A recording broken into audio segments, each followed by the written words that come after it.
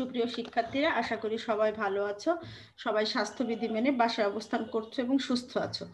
সকলকে হেমন্তের এই সুন্দর সকালে অনলাইন ক্লাসে স্বাগত জানাচ্ছি। সুন্দর একটা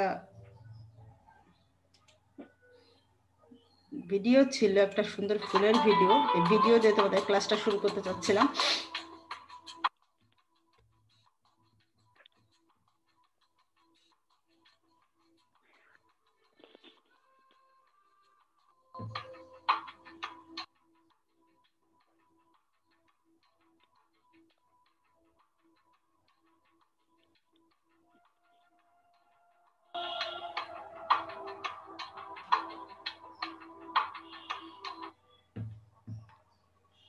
সুন্দর একটা ফুল ফোটার দৃশ্য দেখলা তোমরা।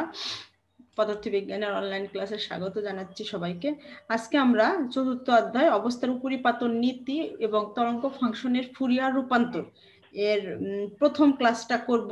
এর আগে আমাদের 1 নম্বর 2, 3 মানে শ্রোডিঙ্গারের চ্যাপ্টার, তারপর 5 নাম্বার একমাত্রিক সমস্যা বলি এই পাঁচটা অধ্যায় শেষ হয়েছে। 4 নাম্বার চ্যাপ্টারটা আছে, আর মনে হয় লাস্টে 6 আর 7 কিংবা আর একটা চ্যাপ্টার আছে। 2টা চ্যাপ্টার হলে আমাদের মোটামুটি কোয়ান্টাম বলবিদ্যা 1 শেষ হয়ে যাবে। প্রথমেই আজকে আমরা দেখব যে তোমরা কি কি দেখতে পাবে। আজকে তোমরা দেখতে পাবে স্থানাঙ্ক নির্দেশনা ও ভরবেগ নির্দেশনা বলতে কি বুঝো আলোচনা করো। এটা বড় প্রশ্ন হয় তোমাদের খ গ্রুপে যে প্রশ্ন সেখানেও হয়, আবার ছোট প্রশ্ন যদি হয় সেভাবে হয়, কিন্তু এটা ছোট হয় না, সাধারণত বড় আকারের প্রশ্নই হয় আর কি। এটা আরেকটা আছে ফুরিয়ার রূপান্তর কি ব্যাখ্যা করো। আজকে আমরা ফুরিয়ার রূপান্তরকে এটা দেখবো। এই দুইটি আজকে আমাদের পাঠ্য। স্থানাঙ্ক এবং ভরবেগ নির্দেশনা। স্থানাঙ্ক এবং ভরবেগ নির্দেশনা কি আমরা জানি, যখন আমরা ইন্টারমিডিয়েটে পড়ি তখন কিন্তু আমরা স্থানাঙ্ক পড়েছিলাম। ওই যে আমরা এক্স মনে করো কোনো বৃত্ত দিয়ে দিছে কিংবা কোনো ক্ষেত্রফল দিয়ে দিছে কিংবা এক্স ওয়াই অক্ষ দিয়ে বলতে পারে এক্স ওয়াই জেড অক্ষ বরাবর স্থানাঙ্ক কত, আমরা গুনে গুনে মনে আছে আশা করি তোমাদের, গুনে গুনে 1 2 3x 4y, এক্স 3 হয় তাহলে মান ছিল 3, ওয়াই যদি 4 হয় তাহলে মান হবে 4। এই সিস্টেমে আমরা বের করেছিলাম স্থানাঙ্ক। এই জন্য তোমরা জানো যে আসলে স্থানাঙ্ক জিনিসটা কি, কিভাবে নির্ণয় করতে হয়। ভরবেগ কি তাও তোমরা জানো। ভরবেগ হচ্ছে ভর ও বেগের সমন্বিত গুণফল, P = mv। এটা আমরা চিরায়ত পদার্থ বিজ্ঞান যখন পড়ি তার ক্ষেত্রে প্রযোজ্য হবে, কিন্তু এই কোয়ান্টাম বলবিদ্যার আপেক্ষে ভরবেগ কিন্তু পি না, ভরবেগ কিন্তু আলাদা। পড়িয়েছি তোমাদের যে ভরবেগ কি। সেই নির্দেশনার আলোকে আমরা তরঙ্গ অপেক্ষক নিয়েছি একটা সাই। এক্ষেত্রে শ্রোডিঙ্গার সমীকরণটি হবে, আমরা জানি শ্রোডিঙ্গার সমীকরণ হচ্ছে a square twice m del square psi ভাগ হচ্ছে del X square plus i a square partial psi partial T equal to 0। এটা আমরা জানি। দেখো তার 1 নং সমীকরণের সমাধান। এই সমীকরণে আমরা একটা সাধারণ সমাধান ধরলাম, ধরে নেই এর একটা সমাধান হচ্ছে সাই equal to a e two the power i k x minus omega T. Just ধরে নিয়েছি, যেহেতু আমরা পদার্থবিজ্ঞান কোয়ান্টাম পদার্থবিজ্ঞানে এসে প্রত্যেক কণাকেই তরঙ্গ আকারে বিবেচনা করছি বা তরঙ্গ বলে ধরে নিয়েছি, সেক্ষেত্রে আমাদের সমাধানটাও তরঙ্গের মতনই হবে। আমরা যখন ইন্টারমিডিয়েটের সপ্তম কিংবা অষ্টম মনে নাই ওই সব চ্যাপ্টারগুলিতে তরঙ্গ কি, আর তরঙ্গ কি, তারপরে স্থির তরঙ্গ কি তরঙ্গ পড়েছিলাম, সেখানে কিন্তু আমাদের তরঙ্গের একটা সমাধান ছিল। আশা করি তোমাদের মনে আছে। ওই আলোকে সমাধানটা ধরতে হবে, যেহেতু কণাকে আমরা তরঙ্গ হিসাবে বিবেচনা করেছি।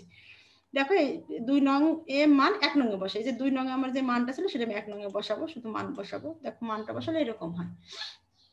মানটা বসিয়ে দিয়ে আমি দুইবার তাকে ডিফারেন্সিয়েশন করেছি এক্স এর সাপেক্ষে, আরেকবার করেছি টি এর সাপেক্ষে, করে কমন নিয়ে মানটা এরকম আসে আমাদের minus I square minus a square K square ভাগ হচ্ছে 2i into Sai equal to 0। একে আমরা দিলাম 3 নং সমীকরণ। আমরা জানি E equal to a square omega. আমরা শক্তির যে সমীকরণ জানি, প্লাঙ্কের সমীকরণ, আমরা জানি E equal two h new, মনে আছে তোমাদের আশা করি। সেই হিসাবে আমরা h কে a স্কয়ারে রূপান্তরিত করে আমরা লিখলাম E equal to a square nu. নিউর বদলে আমরা ওমেগা দিয়েছি। আমরা জানি পি ইকুয়াল টু এইচ কাটকে, এটাও আমরা জানি। এই মান এখানে ই হচ্ছে শক্তি, পি হচ্ছে ভরবেগ, ওমেগা হচ্ছে কৌণিক কম্পাঙ্ক, কে ইকুয়াল টু টুয়াইস পাই ভাগ ল্যামডা। এইচ কাট হচ্ছে প্লাঙ্কের হ্রাসকৃত ধ্রুবক, আর এইচ হচ্ছে প্লাঙ্কের ধ্রুবক। দুটি কিন্তু আলাদা, একটা প্লাঙ্কের ধ্রুবক আর একটা হচ্ছে প্লাঙ্কের হ্রাসকৃত ধ্রুবক। তাহলে আমরা লিখতে পারি H cut equal to H ভাগ টুয়াইস পাই, এটা আমরা জানি। সাধারণ সমাধানের ক্ষেত্রে তরঙ্গ ভেক্টরকে ত্রিমাত্রিকে প্রকাশ করে, কিন্তু একমাত্রিক ছিল, দেখো এক্স অক্ষ বরাবর, কিন্তু এখানে কিন্তু কোনো ওয়াই নাই। এখন এটাকে আমরা ত্রিমাত্রিকে প্রকাশ করব। দেখো প্রকাশ করলে কি হয়, আমরা লিখলাম psi equal to A e to the power I k r minus omega t. 6 নং দিলাম, একে ত্রিমাত্রিকে প্রকাশ করলাম। এই সমীকরণ তরঙ্গ ভেক্টর কে এর দিকে প্রবাহমান সমতল তরঙ্গ নির্দেশ করে, এবং ঘটনাটি সুনির্দিষ্ট করার লক্ষ্যে সাইয়ের উপর সূচক লেখা যায়। সাইয়ের উপরে লিখলাম, দেখো কে দ্বারা প্রকাশ করলাম, psi k x T equal a K E to the power I K x minus omega k. দেখো শুধু এখানে কিন্তু ওমেগা ছিল, এখানে এসে হয়ে গেছে ওমেগা কে। তাহলে সমাধানটি ভরবেগের নির্দিষ্ট মান এইচ কাট কে এর অনুষঙ্গিক হবে, এবং এর সাধারণ সমাধান হবে psi X T equal to integration A to A into K E to the power I K X omega K into T into হচ্ছে ডিকে। এটা হচ্ছে 7 নং সমীকরণ। এখানে শুধু ত্রিমাত্রিকে আমি প্রকাশ করলাম, আর কিছুই করিনি। সমতল তরঙ্গের বিস্তার কে এর উপর নির্ভর করে, সেহেতু আমরা টি এর মান যদি শূন্য বসিয়ে যে কোনো মুহূর্তে ঘটনাবলী বিবেচনা করি, শূন্য বসালে আমাদের ঘটনাবলী যদি বিবেচনা করি, সেক্ষেত্রে আমরা লিখতে পারি psi of X zero 1/√2 pi integration A into K E to the power I K x into D X. একে আমরা দিলাম 8 নং সমীকরণ। এরপরে একের মানটা কি আমরা জানি, একের মানটা আমি বসিয়ে দিলাম, ওই যে কে এইখানে নিয়ে আসলাম, এই দেখো একে এইখানে নিয়ে আসলাম, সাই এক্স কে এইখানে দিলাম, বজ্র গুণন পদ্ধতি আলাদা করে ফেলেছি। এর মানটা এটা 8 নং, এটা 9 নং। এটি ফুরিয়ার রূপান্তর জোড়, একে আমরা ফুরিয়ার রূপান্তর জোড় বলি। যে কোনো একটি জানা থাকলে অপরটি জানা যায়, সেক্ষেত্রে একে ভরবেগ তরঙ্গ অপেক্ষক বলে। এই যে একে হচ্ছে ভরবেগ তরঙ্গ অপেক্ষক। পরীক্ষায় আসতে পারে ফুরিয়ার রূপান্তর জোড় কি লেখো, কিংবা এরকম আসতে পারে ভরবেগ তরঙ্গ অপেক্ষক কি, এটা লেখো। এভাবে তুমি লিখবা। যদি 1 নম্বরে দেয়া থাকে, মানে ক গ্রুপে যদি কুইজ কোশ্চেন হয় যে ভরবেগ তরঙ্গ অপেক্ষক বলতে কি বুঝো, তখন তোমরা লিখবা যে আমরা জানি তরঙ্গ অপেক্ষক psi X not equal to 1/2 pi integration A K E to the power I K x into D X. এটা কিন্তু মুখস্থ লিখতে হবে কিন্তু তখন, যদি 1 নম্বরে আসে। আর যদি ওই 4-5 নাম্বার মানে গ গ্রুপ কিংবা খ গ্রুপে আসে, সেক্ষেত্রে কিন্তু আমরা ওখান থেকে প্রমাণ করে আসব। বুঝতে পেরেছো তো? তাহলে এভাবে একে সমান ভরবেগ তরঙ্গ অপেক্ষক বলে। এটা লিখলে 1 নাম্বার পাবে। এই সমীকরণটা লিখবা আর এটা লিখবা, তাহলে 1 নাম্বার পেয়ে যাবা। কিন্তু যদি 4-5 নাম্বারের হয়, সেক্ষেত্রে প্রথম থেকে লিখে আসতে হবে। এরপরে দেখো তরঙ্গ ভেক্টর অপেক্ষক এককে নরমায়িত করলে, নরমায়িত এককে আমরা জানি কি, ইন্টিগ্রেশন আমরা জানি নরমায়িত মাইনাস ইনফিনিটি থেকে plus infinity psi asterisk of psi to D tau equal to 1। এই মানটা যদি 1 হয়, তাহলে থেকে আমরা নরমায়িত বলতে পারি। একইভাবে আবার এখানে ফাংশন, এখানে তো সাই নেই ফাংশন, এখানে ফাংশন হচ্ছে একে মডুলেশন স্কয়ার, মানে হচ্ছে একবার অ্যাস্ট্রিক করবো আর একটা নরমাল ভাবে করবো। একে যদি ইন্টিগ্রেশন করি, যদি মানটা 1 হয়, তাহলে তাকে আমরা বলছি নরমায়িত ফাংশন। যে কোনো মুহূর্ত টিতে ভরবেগ তরঙ্গ অপেক্ষক প্রাপ্তির জন্য আমরা লিখতে পারি psi of x T equal 1/2 pi integration A K E to the power i omega k t e to the power I K x into d k. একে আমরা 10 নং সমীকরণ লিখতে পারি ফুরিয়ারের বিপরীত রূপান্তর অনুসারে। একটা আছে ফুরিয়ার রূপান্তর, আর একটা হচ্ছে ফুরিয়ার বিপরীত রূপান্তর। এটা অনুসারে আমরা কি লিখতে পারি, এটা লিখতে পারি ফুরিয়ার বিপরীত রূপান্তর অনুসারে। সেক্ষেত্রে একের মান একইভাবে একে পাশে নিয়ে আসলাম, একের মানটা আমার এটা। তোমাদের সুবিধার্থে আমি একবার লাল কালি দিয়ে আরেকবার বেগুনি কালি দিয়ে লিখেছি, যাতে তোমাদের বুঝতে সুবিধা হয় যে দুইটা আলাদা আলাদা সমীকরণ আলাদা আলাদাভাবে লিখতে হয়েছে। এর ধারণা হতে নির্ণয় করা যায় এবং বিপরীত ভাবেও নির্ণয় করা যায়। সেক্ষেত্রে আমরা সমভাবে বৈধ এই দুটি নির্দেশনাকে যথাক্রমে স্থানাঙ্ক নির্দেশনা এবং ভরবেগ নির্দেশনা বলে। এই যে সমভাবে যদি নির্ণীত করতে পারি, সেটা হচ্ছে আমাদের নির্দেশনা। ত্রিমাত্রিক ব্যবস্থাপনায় কি হবে, ওইটা এক্স অক্ষ বরাবর। ত্রিমাত্রিক ব্যবস্থাপনায় এক্স এর বদলে শুধুমাত্র আর দিয়েছি লিখে, আর কিছুই করিনি। আর প্রত্যেকটা জায়গায় আর দিয়েছে, দেখো এক্স এর বদলে আর দিয়ে দিয়েছি, একে এখানে নিয়ে আসলাম, সাই আর টি এখানে নিয়ে আসলাম, এভাবে মানটা নির্ণয় করে নিলাম। এটা হচ্ছে আমার ভরবেগ স্থানাঙ্ক এবং ভরবেগ নির্দেশনা। তোমাদের পরীক্ষায় গ গ্রুপে বড় প্রশ্ন হবে ভরবেগ এবং স্থানাঙ্ক নির্দেশনা কাকে বলে আলোচনা করো। সেক্ষেত্রে পুরোটুকু লিখতে হবে। যদি ছোট প্রশ্ন হয় 1 নম্বরের হয়, তাহলে শুধু সমীকরণ লিখলেই হবে, আর কিছু লিখতে হবে না। একটা দেখো ফুরিয়ার রূপান্তর। বিজ্ঞানী ফুরিয়ার সর্বপ্রথমে এই রূপান্তর আবিষ্কার করেন, ওনার নাম অনুসারে একে ফুরিয়ার রূপান্তর বলছি। আমরা জানি যে ক্ষুদ্রাতি ক্ষুদ্র পদার্থ কণিকার গতি তরঙ্গধর্মী হয়। কারণ কি, আমরা যখনই কোয়ান্টাম বলবিদ্যায় চলে আসি, তখনই আমরা কণাকে তরঙ্গ হিসেবে বিবেচনা করি। এজন্য এই কথাটা বলা যায়, আমরা জানি। এজন্য তরঙ্গ এজন্য পদার্থকণিকার সাথে তরঙ্গের গাণিতিক ব্যাখ্যায় গাণিতিক সমাধান সরলীকরণের লক্ষ্যে ফুরিয়ার রূপান্তর ব্যাপকভাবে সহায়তা করে।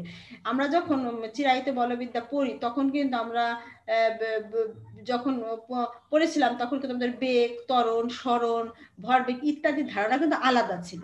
তারপরে যখন আমরা এসে কৌণিক ভরবেগ পড়লাম তখন কিন্তু এসে দেখবে যে তার কৌণিক সরণ, কৌণিক বেগ, কৌণিক ত্বরণ, তারপরে সেখানে আমাদের জড়তার ভ্রামক, টর্ক ইত্যাদি মানে টার্মগুলির সূচনা হয়েছিল। কিন্তু যখন আমরা রৈখিক বলবিদ্যা পড়ি তখন কিন্তু টর্ক কিংবা জড়তার ভ্রামক এগুলি সূচনা হয়নি, বা কৌণিক সরণ, কৌণিক ত্বরণ এগুলো কিন্তু ছিল না। তোমরা বলতে পারো ম্যাডাম তাহলে যখন আমরা রৈখিক পড়ি তখন তো মানে সহজ সরল পথে যায় কিংবা বক্র পথে যায়, তার ক্ষেত্রে আপনি যে বেগের মান ধরলেন, কিন্তু যখনই বস্তুটা ঘূর্ণনশীল হলো, ঘূর্ণন গতি প্রাপ্ত হলো, তখন আপনি ওইভাবে ধরলেন না কেন? ওইভাবে ধরলে মানটা ঠিক রকম আসে না, এক হয় না, আলাদা হয়, পার্থক্য হয়। এ কারণেই আমাদের কৌণিক বলবিদ্যার কিন্তু উৎপত্তি। সেই একই কারণে রৈখিক থেকে যেভাবে কৌণিক বলবিদ্যার উৎপত্তি হচ্ছে, সেই একই কারণে আমাদের ক্লাসিক্যাল ফিজিক্স বা ক্লাসিক্যাল মেকানিক্স থেকে কিন্তু আমরা কোয়ান্টাম মেকানিক্সে এসেছি, একমাত্র আমাদের সমাধান কল্পে। যেহেতু আমরা কণার ক্ষেত্রে এখানে তরঙ্গের যে টার্ম সেগুলি আমরা পড়ে আসিনি, এই জন্য আমাদের মনে হচ্ছে একটু জটিল। সেই জটিল সমস্যার সমাধানে বিজ্ঞানী ফুরিয়ার এই সমীকরণ দেন। উনি বললেন যে এক্স এর কোনো পর্যায়বৃত্ত অপেক্ষক যা বাস্তব কিংবা জটিল হতে পারে, তাকে আমরা কি করব, মাইনাস এল ভাগ টু, এটা সীমা দিয়েছে less than of x less than l ভাগ টু, সীমার মধ্যে বিস্তৃত করে লেখা যায়। এটা হচ্ছে আমার ফুরিয়ারের সমীকরণ, psi x e to the power a naught ভাগ two plus summation integration n equal to 1 a n cos twice pi n x ভাগ l plus summation infinity n থেকে 2 b n sine twice pi n x ভাগ l. এটা কিন্তু সমীকরণটা তোমাদের এই বিস্তৃতি সহকারে মুখস্থ করতে হবে, কারণ পরীক্ষা আসতে পারে ফুরিয়ার রূপান্তর কি নাম্বার 1, তখন লিখতে হবে যে এই সীমার মধ্যে এটা হচ্ছে ফুরিয়ার রূপান্তর। তারপরে ওই সমীকরণ তোমাদের মুখস্থ মতনই করতে হবে, এখানে আর বোঝার কিছু নেই, মুখস্থ করেই লিখতে হবে খাতায়। আমরা এখন প্রমাণ করতে যাব। অবিলম্বিকতা সম্পর্ক, আমরা জানি অবিলম্বিকতা সম্পর্ক অনুসারে আমরা এটা এইভাবে লিখতে পারি, টুয়াইস বাই এল কে আলাদা বের করে আনলাম, cos টুয়াইস পাই nx mx ভাগ l ইনটু cos টুয়াইস পাই nx l dx। এই সমীকরণকে আমরা এভাবে লিখতে পারি। দেখো এভাবে লিখেছি আমি, বলিকে আলাদা করে এভাবে কোণিকার অফ এমএন। মনে আছে তোমাদের অবিলম্বিকতার সমীকরণ কি? আমাদের অবিলম্বিকতার সমীকরণ এরকম ছিল, ইন্টিগ্রেশন মাইনাস ইনফিনিটি থেকে plus infinity psi asterisk of psi m asterisk into psi n into d x equal to কোণিকার অফ এমএন। আশা করি তোমাদের মনে আছে এরকম একটা সম্পর্ক ছিল আমাদের অবিলম্বিতার ক্ষেত্রে, সেই একই সম্পর্ক আমি এখানে প্রয়োগ করেছি, আর কিছুই করিনি। এরপরে দেখো এখানে কোণিকার অফ এমএন হলো কোণিকার ডেল্টা, এবং mn এর মান যদি 1 হয়, অর্থাৎ mn এর মান যদি 1 হয় সেক্ষেত্রে কিন্তু নরমালিত হয়ে যায়, n এর মান যদি 1 হয় এবং যদি সমান না হয় তাহলে আমাদের শূন্য হবে, এটা আমাদের শর্ত। এখানে an সহগ নির্ণয়ের জন্য 1 নং সমীকরণকে a2 ভাগ l cos twice by nx ভাগ l দ্বারা গুণ করে পূর্বের সীমা মানে হচ্ছে মাইনাস এল ভাগ two less than x less than l ভাগ টু, ওই মানে পূর্বে যে আমি সীমাটা নিয়েছিলাম সেই সীমায় সমাকলন করব।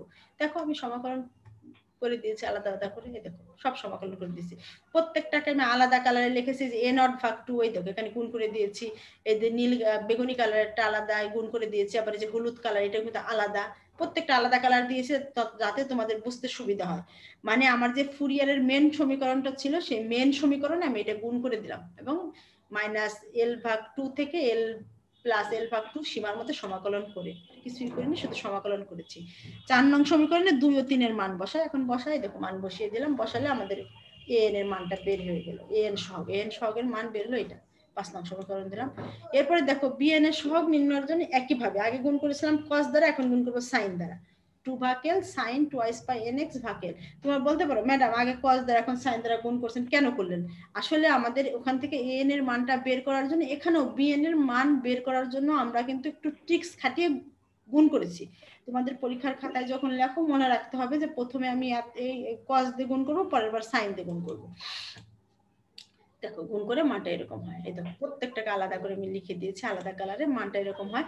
6 নং সমীকরণে 2 ও 3 এর মান বসাই, 2 ও 3 নং আমাদের মান ছিল এই যে 6 নং, এই বড় একটা সমীকরণ, এই বড় সমীকরণে মানটা বসিয়ে দিলাম, দেখো মানটা এরকম হয়। এখানে আমি বিএন এর মানটা বের করে ফেললাম, এই দেখো এখানে বিএন এর মানটা পেয়ে গেলাম, লাল কালি দিয়ে লিখে দিয়েছি বিএন এর মান। এখন এ নট নির্ণয়ের জন্য 1 নং সমীকরণকে এতক্ষণ আমরা কি নির্ণয় করলাম, একটা নির্ণয় করলাম সহগ এন, আর একটা নির্ণয় করলাম সহগ বিএন, কিন্তু এ নট সহগ কিন্তু নির্ণয় করিনি। এখন এটা নির্ণয় করার জন্য 2/L দ্বারা গুণ করে, দেখো গুণ করে দিয়েছি, পূর্বের সীমায় সমাকলন করে একই রকম কিছুই করিনি, শুধুমাত্র গুণ করে ইন্টিগ্রেশন করব। এখন এম এর মান যদি 0 বিবেচনা করি তাহলে অভিলাম্বিকতার সম্পর্ক অনুসরণ করলে কি হয়, এম এর মান 0 হলে সমস্ত টুকুর মানে 0 হয়ে যাবে, সেক্ষেত্রে আমরা এ নটের এই মানটা পাই। এ নট সমান এটা হচ্ছে 8 নং সমীকরণ। এখন থেকে আমরা জানি e to the power i twice pi n x l কে আমরা লিখতে পারি cos x plus i sine x. মনে আছে তোমাদের e to the power i theta যদি থাকতো তাহলে লিখতাম equal to cos theta plus i sine theta. আশা করি তোমাদের মনে আছে, সেই সূত্র আমি ইউজ করেছি এখানে, আর কিছুই করিনি। 1 নং এ মান বসাই, এই মানটা আমি 1 নং এ বসাই, দেখো বসিয়ে দিলাম, এই দেখো প্রত্যেকটা মান বসিয়ে দিয়েছি 1 নং এ, যে মান বসিয়ে দিয়েছি, মান বসালে এরকম হয়। সেক্ষেত্রে আমরা সাই এক্স এর মান পাই, তো এ নট এন সব জায়গায় মান বসিয়ে দিয়েছি, মান বসিয়ে দিয়ে এটা a naught a n B n, প্রত্যেকটার এ এন বি এন এর মান আমি বসিয়ে দিয়েছি।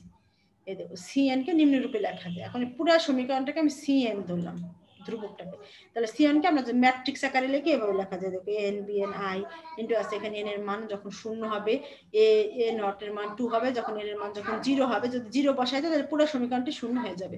এন এর মান যদি লেস দেন অফ এন হয়, 0 হয়, তাহলে এখানে এন মাইনাস আই বি এর এই মানটা হবে, এটা হচ্ছে সি এন এর মান। সি এন এর মানটা আমি বসিয়ে দিলাম।